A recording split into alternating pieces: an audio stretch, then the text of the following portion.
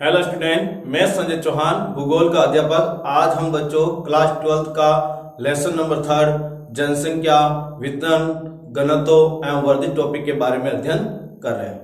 बच्चों, हमने पिछले वीडियो के अंदर जनसंख्या वृद्धि से संबंधित कुछ महत्वपूर्ण बिंदु के बारे में अध्ययन किया था। हमने पिछले वीडियो के अंदर जनसंख्या वृद्धि के 3 बिंदु पढ़े थे। मृत्यु दर में गिरावट, खाद्य पदार्थों की आपूर्ति, शांति और सुरक्षा। हमने देखा जहां पर ये तीनों चीजों की उपलब्धता आसानी से हो जाती है, वहां पर जनसंख्या में क्या होती है? वृद्धि होती है। जनसंख्या में क्या होती है बच्चों? वृद्धि होती है। जैसे एग्जाम्पल के रूप में, यदि किसी क्षेत्र में मृत्यु दर की गिरावट हो जाने और जन्म दर की वृद्धि हो जाने से वहां की जनसंख्या में क्या होती है? वृद्धि होती है।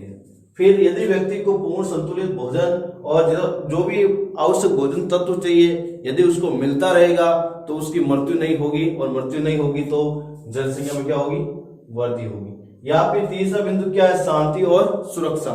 जिन क्षेत्रों के अंदर व्यक्ति को शांति मिलती है और सुरक्षा का अवशासन मिलता है तो वहां पर लोग ज्यादा निवास करते हैं और जनसंख्या भी क्या होती है? ज्यादा वृद्धि होती है। अब हमारा आज का जो टॉपिक है जनसंख्या वृद्धि का चौथा बिंदु औद्योगिक विकास। क्या है? औद्योगिक विकास। औद्योगिक विकास किस तरह जनसंख्या वृद्धि में योगदान देता है उसके बारे में पढ़ते हैं। औद्योगिक क्रांति के कारण खनन, ऊर्जा उत्पादन, उद्योग, परिवहन, व्यापार, तकनीकी आदि क्षेत्रों में विकास हुआ। देखो, औद्योगिक क्रांति हुई, औद्योगिक क्रांति के बाद अन्य सेक्टरों के अंदर रोजगार के अवसर उपलब्ध होने लगे थे। आपको मालूम होना चाहिए, अमेरिका में औद्योगिक क्रांति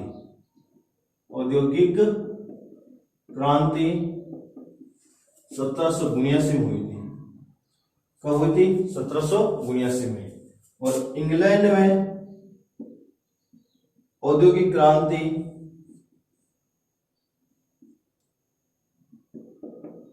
1750 में हुई थी।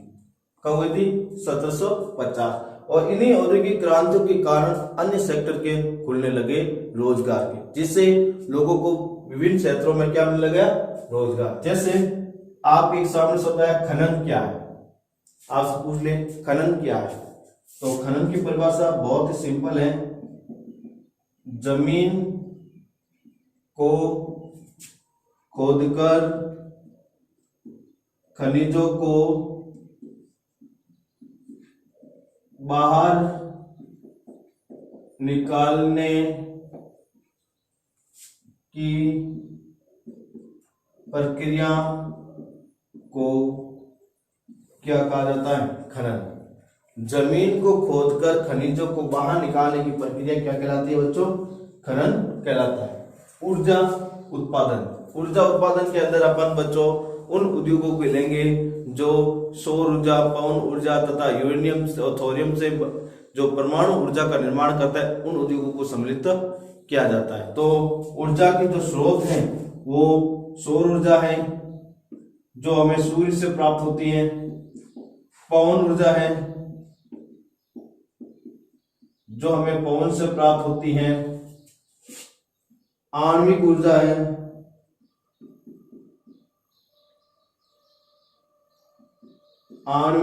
है वो हमें यूरेनियम और थोरियम से प्राप्त होती है।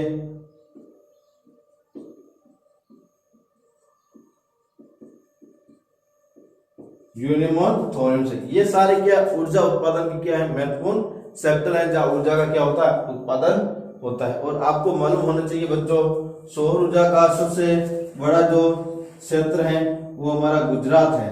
सौर ऊर्जा का सबसे ज्यादा उत्पादन कहाँ होता है? गुजरात में होता है। और पवन ऊर्जा का सबसे ज्यादा उत्पादन तमिलनाडु में होता है। और आपको पता है आणविक ऊर्जा के भारत के अंदर अलग अलग जगहों पर अलग अलग प्रकार के संयंत्र लगे हुए हैं। भारत का जो पहला आणविक संयंत्र है वो तारापुर महाराष्ट्र है। भारत का पहला परमाणु ऊर्जा संयंत्र है वो तारापुर क्या है? महाराष्ट्र है। और द्वितीय है वो राउतभाटा राजस्थान है। राउतभाटा राजस्थान है। देखो, राउतभाटा राजस्थान है और राजस्थान का प्रथम है और भारत का कौन सा है, द्वितीय है, याद रखना बच्चों। ठीक है बच्चों, फिर अपन देखते हैं उद्योग। उद्योग शब्द के बारे में जानते हैं और इसमें आपके बहुत ही महत्वपूर्ण बिंदु है जो आपके एग्जाम के लिए आगे बहुत ही क्या आते हैं, महत्वपूर्ण सवाल बनकर उभर कर सामने आते हैं। जैसे उद्योग की बात होती है तो उद्योग की जो परिभाषा बहुत ही सिंपल है, प्रकृति से प्राप्त पदार्थों का रूप पदार्थों का मशीनरी द्वारा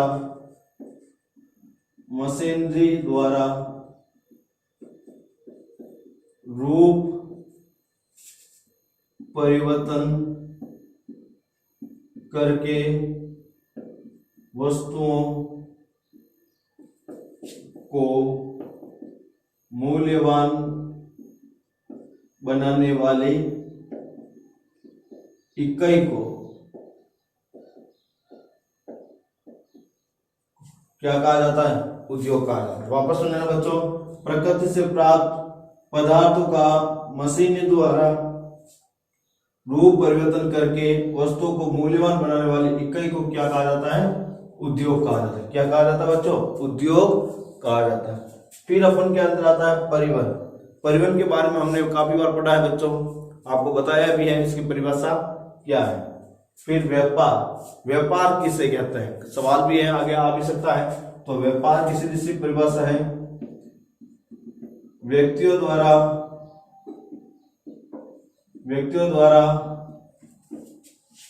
आयात व निर्यात करने की प्रक्रिया। व्यक्तियों द्वारा आयात और निर्यात करने की प्रक्रिया क्या कहलाती है, व्यापार कहलाती है। क्या होती है वह बच्चों, व्यापार होता है। व्यापार दो प्रकार का होता है, राष्ट्रीय व्यापार और अंतर्राष्ट्रीय व्यापार, ये प्रकार। और इसके अलावा द्विपार्श्विक और बहुपार्श्विक व्यापार के भी भाग है। तकनीकी आदि क्षेत्रों में क्या होने, रोजगार के अवसर उपलब्ध हुए हैं।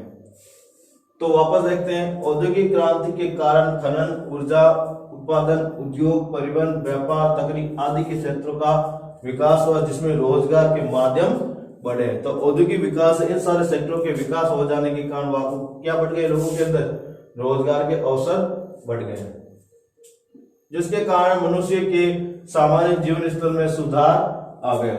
और देखो, औद्योगिक क्रांति के कारण जब इन क्षेत्रों का विकास हुआ, विकास होने से क्या बढ़ गए, रोजगार बढ़ गए। और रोजगार बढ़ जाने के कारण वहां के जो लोग थे उनके जीवन स्तर में क्या आने लगा, सुधार आने लगा। कैसे, क्योंकि रोजगार मिलने से उनको पैसा मिला और पैसे से वो अपने जीवन स्तर में खान पान, रहन सहन, वेशभूषा, उन सब के अंदर क्या कर लिया, परिवर्तन कर लिया, जिससे उनके जीवन स्तर में सुधार देखने को मिला। अगला बिंदु देखते हैं, वैज्ञानिक तथा प्राविधिक प्रगति। देखो, वर्तमान के अंदर विज्ञान ने इतना आगे बढ़ गई है और इतनी वृद्धि कर ली है जिसके कारण आज जनसंख्या वृद्धि में महत्वपूर्ण योगदान दे रहा है। नवीन आविष्कारों ने मानव जीवन को आरामदायक एवं सुविधाजनक बन जाने से जनसंख्या में वृद्धि हुई। और आज नवीन आविष्कारों के कारण आज का मनुष्य का जीवन कैसा हो गया, आरामदायक। पहले लोग खेतों में काम करते थे, मजदूर की तरह कार्य करते थे और विभिन्न प्रकार की जो प्राकृतिक कठिनाइयां होती थी उनका सामना करते थे। इसलिए काफी बार उनकी प्रकृति की जो घटनाओं का सामना करते हुए उनकी मृत्यु भी हो जाती है। लेकिन वर्तमान के अंदर हर प्रकार की सरकार और तकनीकी के माध्यम से सुविधा दी जा रही है, जिसके कारण लोगों का जीवन कैसा हो गया, आरामदायक हो गया। जैसे एग्जाम्पल के रूप में पहले खेतों में काम, खेत बोने का काम कौन करते थे, बैल का जोड़ी और मनुष्य स्वयं करता था। लेकिन आज क्या है, ट्रैक्टर के माध्यम से लाखों हेक्टेयर भूमि बोई जा रही है। फिर अपन को किसी प्रकार के फसल के बीज निकालना होते थे जो मनुष्य स्वयं निकालता था, कूट कर या छींट कर या फिर किसी प्रकार के फटकन करके विधि, कोई भी विधि प्रयोग करके वो स्वयं निकालता था। लेकिन आजकल थ्रेसर आ गए जिससे वो उन उत्पादन को आसानी से कम समय में जल्दी से उत्पादन को निकाल लेता है। तो ये सारे आरामदायक जो जीवन है और वैज्ञानिक विधियां हैं जिसके कारण वहां के जनसंख्या में क्या होने लग गई, वृद्धि होने लग गई। प्रवास, पहले तो आपको मालूम होना चाहिए प्रवास क्या है। देखो बच्चों, प्रवास एक छोटी सी परिभाषा, कोई बड़ी परिभाषा नहीं है। प्रवास की परिभाषा लिखते हैं यहां पर, व्यक्तियों द्वारा एक स्थान से दूसरे स्थान पर आवागमन करना क्या कहलाता है? प्रवास। क्या कहलाता है? प्रवास। तो याद रखना बच्चों, प्रवास की परिभाषा व्यक्तियों द्वारा एक स्थान से दूसरे स्थान पर आवागमन करना क्या कहलाता है? प्रवास कहलाता है। क्या कहलाता है? प्रवास। जैसे आपको मैं उदाहरण बताता हूँ बच्चों, जैसे आप स्कूल से घर जाते हो, घर से स्कूल आते हो, स्कूल से घर जाते हो, घर से कहाँ आते हो? स्कूल आते हो। तो आपका आना और घर जाना, ये जो प्रोसेस है वो क्या कहलाता है?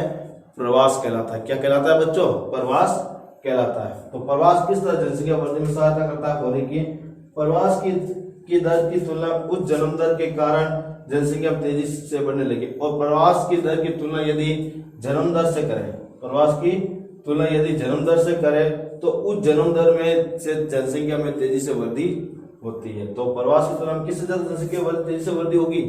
जन्म दर के कारण। तथा यूरोपीय निवासियों के बड़े पैमाने पर उत्तरी अमेरिका, दक्षिणी अमेरिका और ऑस्ट्रेलिया की ओर प्रवास के आरंभ किया। अतः इन महाद्वीपों में प्रवास के कारण जनसंख्या में वृद्धि हुई। देखो, प्रवास के कारण विश्व के अंदर दो महाद्वीपों में बहुत ज्यादा जनसंख्या की वृद्धि हुई। वो है एक उत्तरी अमेरिका, दक्षिणी अमेरिका और ऑस्ट्रेलिया। उत्तरी अमेरिका और दक्षिणी अमेरिका और ऑस्ट्रेलिया के अंदर यूरोप महाद्वीप के लोग वहां गए और उन लोगों के अंदर जनसंख्या में क्या कर दी? वृद्धि कर दी। तो आपसे यदि सवाल पूछ लिया जाए बच्चों, प्रवास के कारण किन देश महाद्वीपों के अंदर सबसे ज्यादा जनसंख्या वृद्धि देखने को मिली? तो याद रखना, उत्तरी अमेरिका, दक्षिणी अमेरिका और ऑस्ट्रेलिया। यदि सवाल पूछ ले इन महाद्वीपों के अंदर कौन से देश की जनसंख्या आ जाने से जनसंख्या में तेजी से वृद्धि हुई? तो यूरोप महाद्वीप से। कौन से महाद्वीप से आ जाने से? यूरोप महाद्वीप से आ जाने के कारण जनसंख्या उत्तरी अमेरिका, दक्षिणी अमेरिका और ऑस्ट्रेलिया के अंदर क्या होने लगी? तेजी से वृद्धि होने लग गई।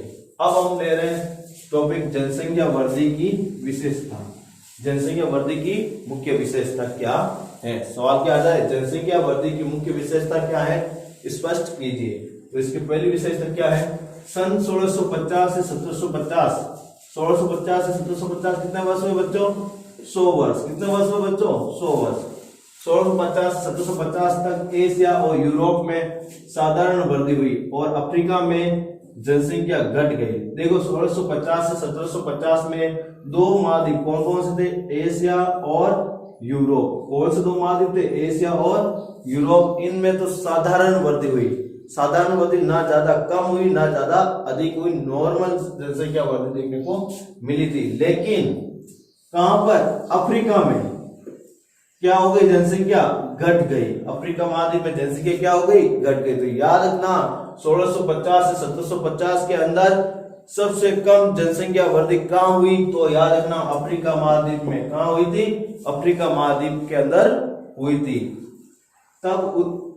तब तक उत्तरी अमेरिका तथा दक्षिणी अमेरिका में बहुत अल्प जनसंख्या थी। और उस समय, जिस समय 1650 से 1750 के समय अफ्रीका में जहां जनसंख्या कम हो रही थी, उस समय भी देखा जाए तो उत्तरी अमेरिका और दक्षिणी अमेरिका में जनसंख्या क्या थी? अल्प थी। अल्प का मतलब है बहुत ही कम थी। सन 1750 से 1900, देखो 1750 से 1900 कितने हुए? लगभग 150 वर्ष। कितने हुए? 150 वर्ष। तो 1750 से 1900 ईस्वी तक सभी महाद्वीपों में जनसंख्या वृद्धि हुई, परंतु अधिक वृद्धि एशिया और यूरोप और उत्तरी अमेरिका में हुई। तो बच्चों देखो, पहले 1650 से 1750 में एशिया यूरोप में क्या हुई? साधारण वृद्धि। अफ्रीका में क्या हुई? घट गई। और उत्तरी अमेरिका और दक्षिणी अमेरिका में जनसंख्या क्या थी? कम थी। लेकिन 1750 से 1900 के बीच में सबसे ज्यादा जो जनसंख्या वृद्धि हुई वो कौन से महाद्वीपों में हुई? एशिया और यूरोप महाद्वीप में। कहा हुई थी? एशिया और यूरोप महाद्वीप में। इसके साथ उत्तरी अमेरिका में भी तेजी से जनसंख्या की वृद्धि देखने को मिली थी। तो पूछा जाए उत्तरी अमेरिका में 1750 से 1950 में जनसंख्या वृद्धि का क्या कारण था? तो सीधा कारण दिखना है यूरोपीय प्रवास। यूरोपीय लोगों का प्रवास के कारण उत्तरी अमेरिका और दक्षिणी अमेरिका और ऑस्ट्रेलिया के अंदर तेजी से वृद्धि जनसंख्या की होने लग गई। अब हम देखते हैं नेक्स्ट विशेषता जनसंख्या वृद्धि की। सन 1900 के पश्चात, सन 1900 के पश्चात यदि हम देखते हैं तो 20वीं शताब्दी तक हमने 1900 तक हमने देखा था 1750 से 1900 के बीच में किस तरह जनसंख्या वृद्धि हुई। फिर 1900 से 20वीं शताब्दी में जनसंख्या की वृद्धि की दर बहुत अधिक तीव्र से बढ़ी और सबसे अधिक वृद्धि उत्तरी अमेरिका और एशिया में हुई थी। देखो 1900 ईस्वी के अंदर 19 ईस्वी से लेकर 20वीं शताब्दी तक यदि हम देखा जाए तो जनसंख्या की सबसे ज्यादा वृद्धि देखने को मिली। 19 शताब्दी से 20 शताब्दी के अंदर देखा जाए तो सबसे ज्यादा जनसंख्या वृद्धि देखने को मिली थी और इस समय अमेरिका और एशिया इनके अंदर सबसे ज्यादा जनसंख्या वृद्धि देखने को मिली। तो याद रखना 1900 से लेकर 20वीं शताब्दी के मध्य सबसे ज्यादा जनसंख्या वृद्धि किस महाद्वीपों में हुई थी? अमेरिका और एशिया के अंदर। कहाँ हुई थी? अमेरिका और एशिया के अंदर। पिछले 80 वर्षों में एशिया की जनसंख्या 2 गुनी हो गई और पिछले 80 वर्षों के अंदर देखा जाए तो एशिया की जनसंख्या कितनी हो गई? 2 गुनी। 2 गुनी का मतलब होता है यदि आप 1900 से पहले एक व्यक्ति जनसंख्या मान लो, 1900 से पहले एशिया की जनसंख्या कितने व्यक्ति मान लो? एक व्यक्ति। तो अगले 1900 के बाद देखा जाए तो भी 80 वर्षों के अंदर ही एशिया की जनसंख्या कितनी हो गई? 2। मान लो यदि 2 लाख थी तो कितनी हो गई? 4 लाख। यदि 1 करोड़ थी तो 2 करोड़, यदि 10 करोड़ थी तो 20 करोड़। इस तरह जनसंख्या क्या हो गई? 80 वर्षों के दौरान एशिया में दुगनी हो गई, जबकि उत्तरी अमेरिका में 4 गुनी हो गई। जबकि उत्तरी अमेरिका में कितनी गुनी हुई? 4 गुनी। उत्तरी अमेरिका में कितनी हुई?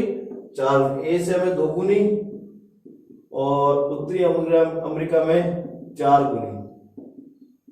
उत्तरी अमेरिका 4 गुनी। अब कैसे बता देता हूं आपको। यदि अमेरिका में 1900 से पहले जनसंख्या 1 थी तो वर्तमान में मतलब 20वीं शताब्दी कितनी हो गई? 4 हो गई। यदि वहां पर 2 थी तो वहां पर कितनी हो गई? 8 हो गई। कितनी हो गई? 8, क्योंकि 2 × 4 और 4 दूनी 8, 4 गुनी हो रही। और यदि 4 थी तो कितनी हो गई? 16 हो गई। यदि 1 लाख थी तो कितनी हो गई? 4 लाख हो गई। और 2 थी तो 8 लाख हो गई और 4 ही तो 16 लाख हो गई। तो इस तरह ये जनसंख्या क्या हो गई? अमेरिका में 4 गुनी और एशिया में 2 गुनी देखने को मिली। और यूरोप में जन वृद्धि कम होने लगी और यूरोप के अंदर 80 वर्षों के दौरान जनसंख्या में क्या होने लगी? कमी आने लगी। अब क्यों आने लगी उसका भी कारण मैं बताता हूं अभी आपको। बहुत ही महत्वपूर्ण कारण है जिसके कारण यह जनसंख्या क्या होने लगी? कम होने लग गई। इसका पहला कारण है, सबसे महत्वपूर्ण कारण, प्रवास। क्या करने लगे ये लोग? 3 महाद्वीपों के अंदर अधिक प्रवास किया। पहला उत्तरी अमेरिका, दक्षिणी अमेरिका और ऑस्ट्रेलिया। ये लोग इन देशों के अंदर, यूरोप के जो लोग थे वो प्रवास करके इन देशों में चले गए। अब इन देशों के अंदर चले गए बच्चों तो ये यूरोप महाद्वीप में जनसंख्या क्या हो गई? कम हो गई। और उत्तरी अमेरिका और दक्षिण अमेरिका और ऑस्ट्रेलिया में जनसंख्या में क्या हो गई? वृद्धि हो गई। इसके अलावा ये अफ्रीका के अंदर भी गए, एशिया के अंदर भी आए। इस तरह वो अलग अलग महाद्वीपों के अंदर यूरोप के लोग जाने लगे और यूरोप की जनसंख्या में क्या आ गई? कमी आ गई। अगला बिंदु देखते हैं। जनसंख्या वृद्धि पिछले सब महाद्वीपों में एक समान नहीं है। और जनसंख्या वृद्धि देखा जाए तो सब महाद्वीपों में एक समान नहीं है। जैसे हमने यहाँ पढ़ा था, एशिया में कितनी हुई थी? 2 गुनी। अमेरिका में कितनी हुई थी? 4 गुनी। और यूरोप में क्या हो गई? कम हो गई। तो क्या सब में एक समान है? क्या नहीं है। तो इसलिए पिछले कुछ वर्षों के अंदर देखा जाए तो सभी महाद्वीपों में जनसंख्या वृद्धि एक समान नहीं हुई है। और समस्त संसार की जनसंख्या 3 शताब्दियों में लगभग 7 गुनी हो गई। और पूरे यदि संसार की बात करें तो पिछले 3 शताब्दियों से, कितने शताब्दियों से? 3 शताब्दियों से कितने गुनी हो गई? 7 गुनी। 3 शताब्दी मतलब 300 वर्षों में। कितने वर्षों में? 300 वर्षों में जनसंख्या कितनी हो गई? 7 गुनी। यदि 1 पहले जनसंख्या थी तो अब कितनी हो गई? 7। यदि 2 थी तो कितनी हो गई? 14, कितनी हो गई 14, चाहे 14 लाख मानो, 14 करोड़ मानो या 14 अरब मानो, कोई भी मानो, लेकिन 7 गुना वृद्धि कितने वर्षों के अनुसार हुई? 300 वर्षों के दौरान हुई। एशिया और यूरोप में 3 शताब्दियों पूर्वी संसार की लगभग 3/4 जनसंख्या थी और अब भी संसार की 3/4 जनसंख्या है। और यदि अपन 300 वर्ष पहले जाए, कितने वर्ष पहले जाए बच्चों? 300 वर्ष पहले जाए तो एशिया और कौन सा महाद्वीप? यूरोप, इन दोनों में, एशिया और यूरोप इन दोनों के अंदर विश्व की कितनी प्रतिशत जनसंख्या थी? 3/4%। कितनी थी? 3/4%। और वर्तमान में भी देखा जाए, 300 वर्ष बाद में भी देखा जाए तो भी ये 3/4% ही जनसंख्या है। इट मीन्स एशिया और यूरोप के अंदर जनसंख्या वृद्धि के अंदर कोई परिवर्तन नहीं देखने को मिला। जिस दर से जनसंख्या, उसी दर से जनसंख्या बढ़ी है। जिस दर से जनसंख्या है उसी दर से उनकी जनसंख्या में क्या हुई? ग्रोथ हुई। इसलिए ये पहले भी 3/4 थी और वर्तमान में भी क्या है? 3/4 ही विश्व की जनसंख्या है। अगला बिंदु देखते हैं। परंतु उत्तरी अमेरिका में 3 शताब्दियों में जनसंख्या बढ़कर 364 गुनी हो गई। और उत्तरी अमेरिका में देखते हैं, कहां? उत्तरी अमेरिका, ये इसमें 300 वर्षों में, कितने वर्षों में? 300 वर्षों के अंदर जनसंख्या कितनी गुनी हो गई? 364 गुनी हो गई। कितनी हो गई? 364 गुनी। अब कितनी हुई? जैसे आज से 300 वर्ष पहले जनसंख्या मान 5 थी। कितनी थी? आज से 300 वर्ष पहले जनसंख्या कितनी थी? 5। और अब 300 वर्ष बाद में कितनी होगी? 364/5, 4, 364 इंटू 5 तो कितने होंगे? 5 × 20, 2 30, 32। मान लो उस समय यदि जनसंख्या 5 लाख थी तो अब वो जनसंख्या हो जाएगी कितना? 1820 लाख। 1820 लाख जनसंख्या हो जाएगी, क्योंकि पिछले 300 वर्षों के अनुसार देखा जाए तो अमेरिका में 364 गुना, मतलब सबसे ज्यादा वृद्धि कहां पर देखी गई? अमेरिका के अंदर देखी गई। तो याद रखना बच्चों, विश्व के अंदर सबसे ज्यादा जनसंख्या वृद्धि कहां देखी गई? अमेरिका के अंदर देखी गई 364 गुनी।